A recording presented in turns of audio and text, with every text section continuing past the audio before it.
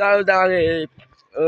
Pe mine mă știți că eu sunt Dunde și astăzi vom merge aici în Părcule și am câteva mini-surprize pentru voi, mini-surprize și am fost că nu cred că vom face și sunt aici cu ceva mic surpriză. Cine credeți că va fi? Te voti Preatea! Salut tuturor, asta e fața mea adevărată, eu sunt Foxy De ceva la cameră, bossule. Salut tuturor, eu sunt Foxy de Pirat și o să vă spun numele meu adevărat la 20 de subscribers. No, dacă tot v-am promis că o să vi dau pe te voștri Preatea și știți ce vom face? Vom face poate cu voi, vom merge să ne plimbăm, vom merge oriunde, adică vă facem, cum să zic, geografie, ceva de genul ăsta și atunci vă filmăm. Vă așteptam cu cât număr mare aici la Cluj, studiem, cu te voștri Preatea. Stai, și la 20 de subscribers o să vă spunem numele noastre adevărate. Ce să duc?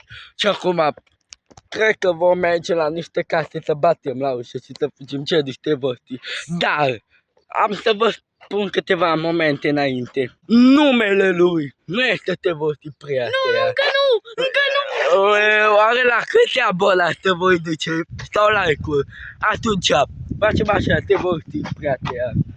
Și dacă... Numele lui îi vom duce la 50 de like-uri. Da, 50 de like. Și la 100 de vizualizări, adică dacă tot 100 de oameni pe acum, la viitor clipul ăsta, pe YouTube-ul meu, îi voi duce numele lui te voștri Preatea.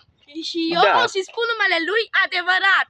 Da, deci pe mine mă știți, eu sunt Tundă, adică numele meu este Claudiu și vă fi Tundă. Da, lui vă începe cu ceva M. Este cu indiciu, este cu M.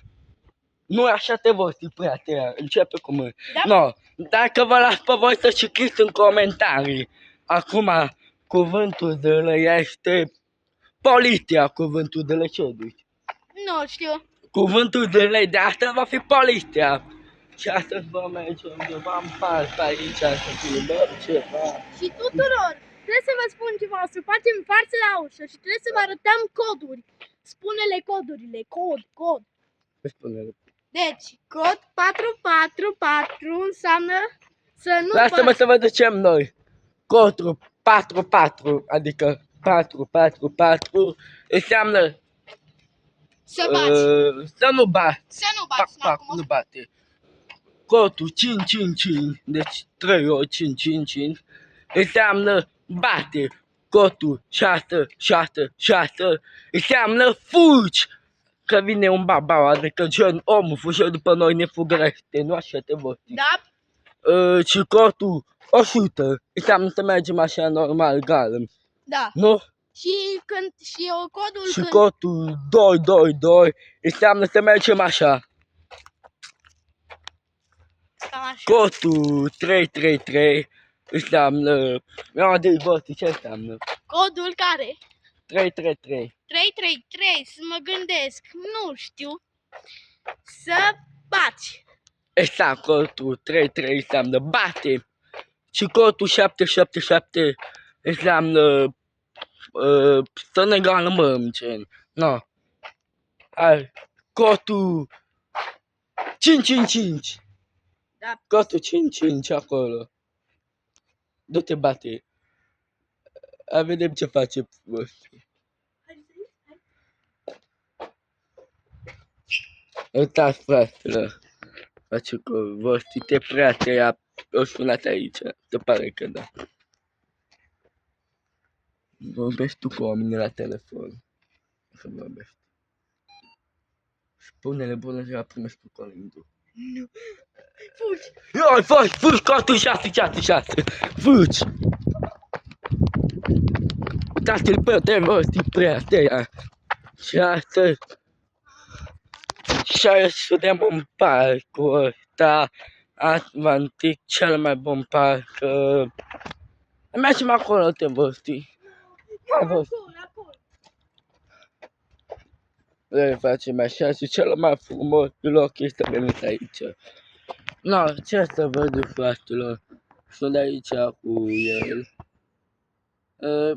Da, Aici, aici. am vrea să mă dau voții părinte, uitați-l. Salut! Aici. Da?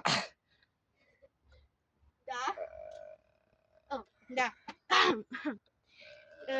Da, îmi pare bine să vă cunosc. O să vă spun numele meu adevărat la 50 de like-uri și 100 de urmăritori, cum au spus cât de Cloud. Apăsați butonul de like și subscribe. Vă iubim mult!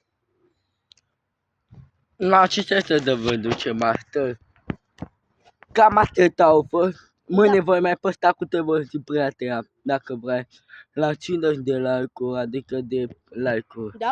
Cei la 100 de vizualizări. Sau dacă nu, le putem face. Le veți citi voi în comentarii numele lui voții prieteni. Începe cu litera M. Jinx. Și să vă termina la știți voi. Aveți dacă citiți cum îl cheamă. Vă dau subscribe. Ce duceți? E o idee bună, vă. Da. No, bun. Primul fan care citește, îi voi da lui bani. No, ce duce? Da bani. 100 de lei. Cam să ducem 100 de lei, ce duce? Sau mai bine de 150. Da, 150 de lei. Merge Și tot vă 150. dăm și vă dăm și o kendama sweets. O kendama sweets vă dăm. Dacă îmi Sau ghiceți. dacă nu vreți 150 de lei, vă dăm o kendamă la giveaway. Ce duceți? E o idee bună te voștri. Da? No, atunci. Cam atât au fost vlogul de astăzi și vă rugăm să vă abonați și să ne așteptați când postăm noi. Da. Să vă luați snack-uri, sucuri și să vă stați liniștiți în casă la răceală, adică ca să știi cam prea căldură, fraților. Cam da. No, vă pupăm și vă iubim. Pa! Pa! Subscribe!